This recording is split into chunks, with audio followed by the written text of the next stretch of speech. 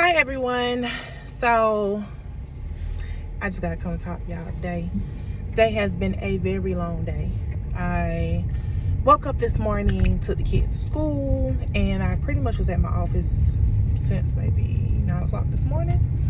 And I'm just not leaving, and it's 8:04. Life of an entrepreneur. Our work is never done. However, my work still isn't done. I just said, you know what? I'm gonna go home with my kids while there's a little light and trying to move some stuff around. So, all right, y'all. So, I was like, God has blessed me with a brand new vehicle. Never had a brand new vehicle like in the year of. I've always driven older vehicles because when I was growing up, my grandmother always had older vehicles, like old school Cadillacs, Monte Carlos, you name it. So then the thing back then was get you an older vehicle where parts are available, and also your insurance won't be as high, whatever. And it was like that for a while, but here we are in 2026. And I'm like, okay, brand new vehicle. Car note's pretty, up there, but it's a brand new vehicle. Lasts me a good while. Just enough for me and the kids to be safe, get what we need to get. I shouldn't have no major repairs, none of that, because it had 23 miles on it when I got it, okay? And I travel a lot. Even sometimes locally, like, I just be moving. So, when my insurance company told me how much it was, I'm like, God damn, how is my insurance just about the same amount as my car note? It's crazy. And I looked on the policy and I talked to some friends about it. I was like, they did it as two separate policies instead of one policy. So it's like I got two separate bills. And I'm like, most insurance companies don't do that. Mind you, I used to work for insurance companies. I used to work for Geico. So, and then most insurance companies give you the multi-car discount. Y'all, I'm actually actively driving, so that's why you see me looking away from the camera so I can watch the road. So, I have the general insurance, and I thought it was pretty decent or whatever, especially with my other vehicles or whatever. So I'm like, I'll call them at least 3-4 times this week, trying to get an understanding, because every time you call, you get a different person, try to see what's what. So I was like, all right, I'm a single mom. To be real with myself, I have tried and waited about 2 years for my son to get his license. He's 18, and he has made several promises. Mom, I'm gonna get you a job, I'm gonna help you do this, I'm gonna help you do that. That's besides the point. I'm not gonna let him help me pay no bills. I'm not gonna do that. But I was like, you get your license, it'll be easy for me to make sure you have a vehicle. And then he told me he wanted one of mine, so once I was driving, so I'm like, cool, I done had it for 7-8 years. All right, bet. But you're gonna have to maintain the car note. So of course, none of that falls through because it's something about him and jobs. And I know everybody's not built to work for everybody. And to be honest, my son is a bit hard-headed. And I had to accept years ago that he's going to be the type of adult where he has to go through the motion. You can give him all the advice in the world. He ain't going to listen. He ain't going to believe you. He ain't going to until he feel it. It's just not. And that's just how he's wired. Okay? We got some people that's like that, because to be honest, part of me was the same way.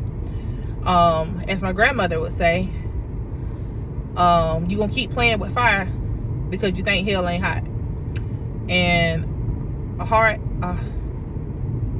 head make a soft behind.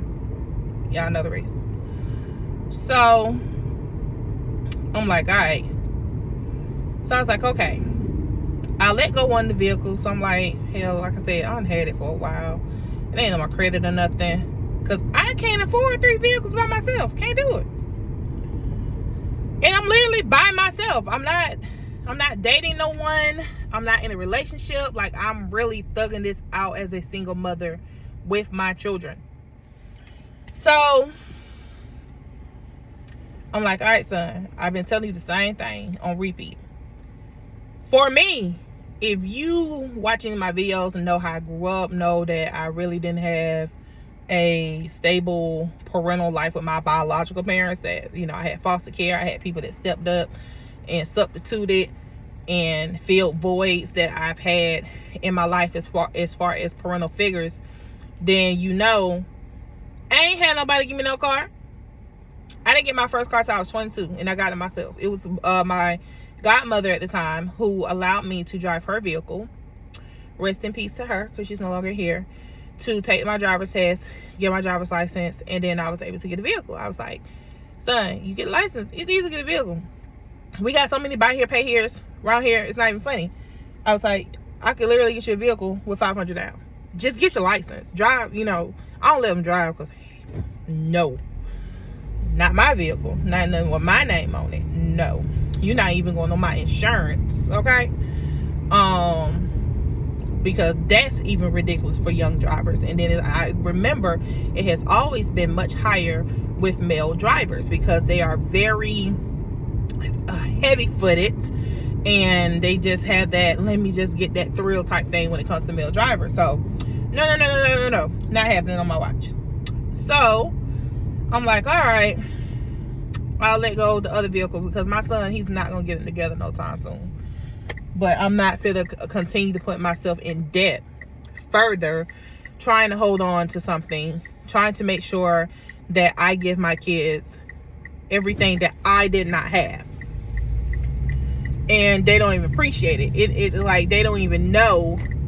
Not every parent will try to make sure that you have a way to get to point A to point B, and you just have to be legal. Not every parent does that. So I was like, you know what? I have sacrificed so much for this child, and I can't do it. I can't. So now that I'm stuck with this new vehicle, so I was like, all right, I'm gonna let the other one go. Go ahead and drop the coverage on that. And she's like, you gonna drive it back? I said, no. I'm gonna tell them come get it. They want to come get it. I said, I'm gonna clean it out, but they can come get it. Got a full tank of gas enough. Come get it. Because with the other one, it needs an AC, which is crazy because when I got the vehicle, it's like, oh, we put a new AC in there. Ain't no way. But mechanic shops and mechanics, I don't know why somebody up in my tail, y'all, but I'm finna drive the speed limit. Mechanic shops, you cannot, it's not a quick fix for your air condition to be fixed. You're gonna have to leave your vehicle overnight and possibly a few days, especially if you got other vehicles ahead of you. So unfortunately, prior to me getting this new car, I didn't have any other means of transportation besides my truck, but even that was like on its last leg, so it wasn't risk messing up the motor even more. It just wasn't. So what I did was, I was thankful to have some help. God was good because it was unexpected. Like, I didn't even expect this person to help me for real. To get a new 2026 vehicle.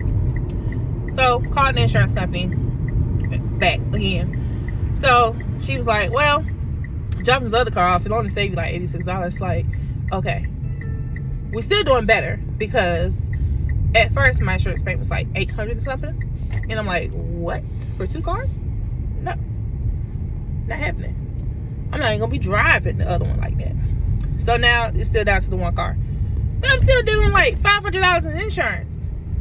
So I'm like, what is up? So then my friend asked me, she was like, hey, you know, people talk about not Mitsubishis, but people talk about Hyundais and Kias and about it being a liability because of parts, and then all these TikTok videos and stuff like that. So I was like, yeah, it was like that when I was at Geico, and we talking about like 2019, of how easily inaccessible it is to like breaking one of those vehicles, whatever.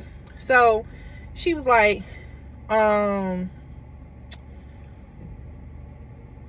do you think it's the same thing going on with your vehicle?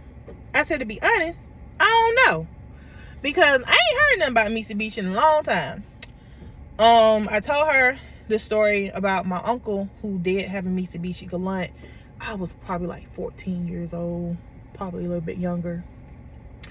And his was brand spanking new. I remember it because it was like a off-white cream color. And he was working on the base at the time. He was driving, had to pull over because the car was running hot, and the car started on fire. But blowing the hole, it was a lot of people cars catching on fire at that time with that same exact model. What was going on, I don't even know. So since then, I've never looked at a Mitsubishi.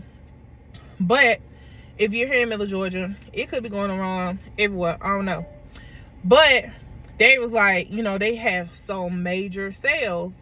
Like this vehicle I'm in, I looked at my paperwork today, it's almost $70,000. I'm like, dang, I'm definitely gonna trade this in after a year. But I said, all right. I said, I don't know. I gotta do my research on that.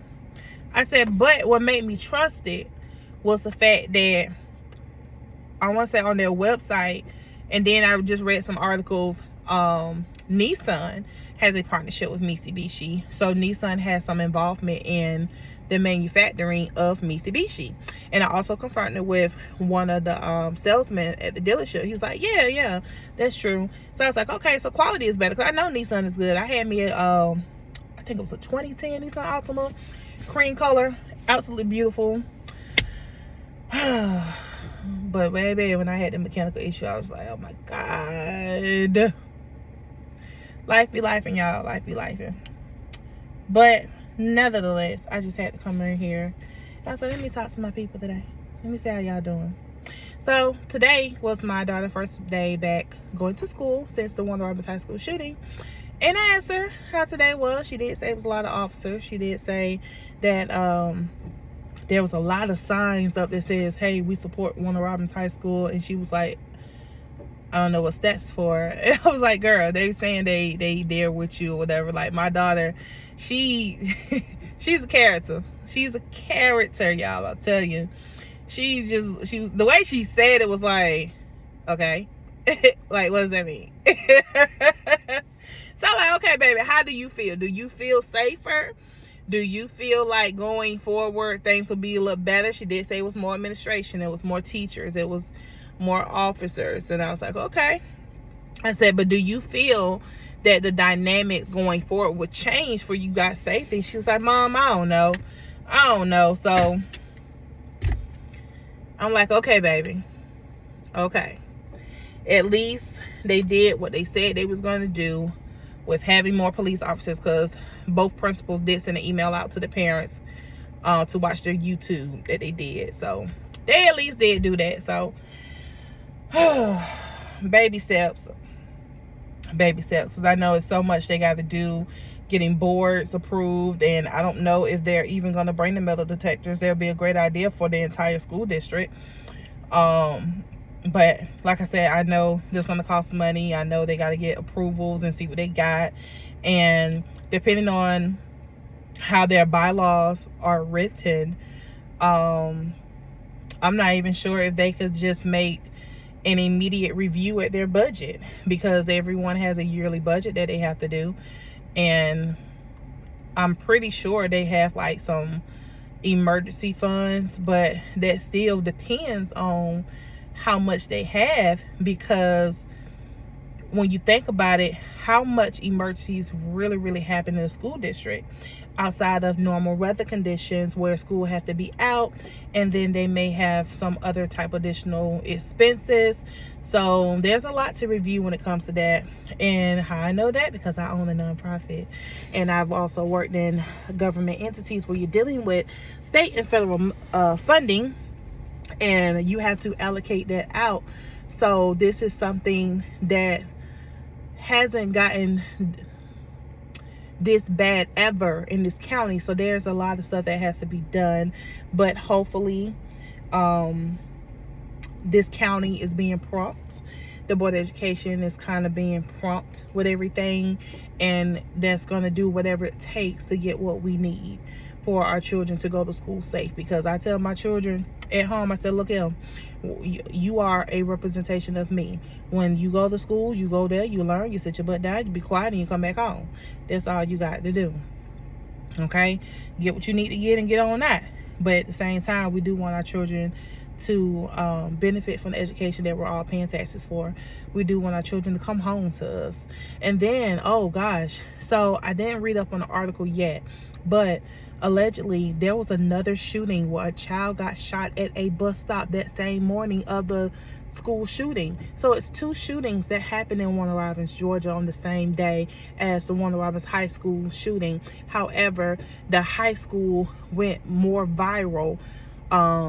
The news pushed that story much further than the one that originally happened, which isn't right, because technically 2 children got hurt. 2 sets of parents, well actually 3 sets of parents had children involved in a tragedy, which, like I said, it's sad, it's depressing, it's frustrating.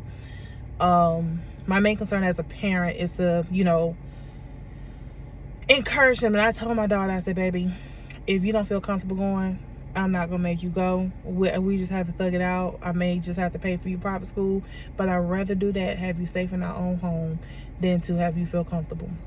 Because I can't say I'm a homeschooler. I got too much going on, and I'm in school myself.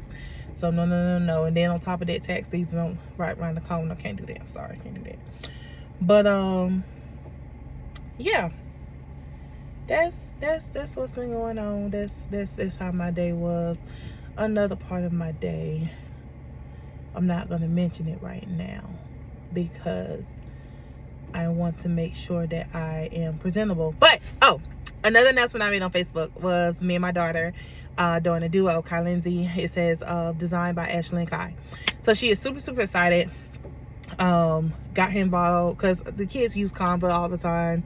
So I was like, okay, well, I'm gonna show you. I said, you know how to create designs and stuff like that, so I'm gonna just show you on Canva how to do different designs and other softwares that I pay for, you know, and let's, you know, get you involved, start your little business, because this girl getting expensive. And mind you, she is my only daughter.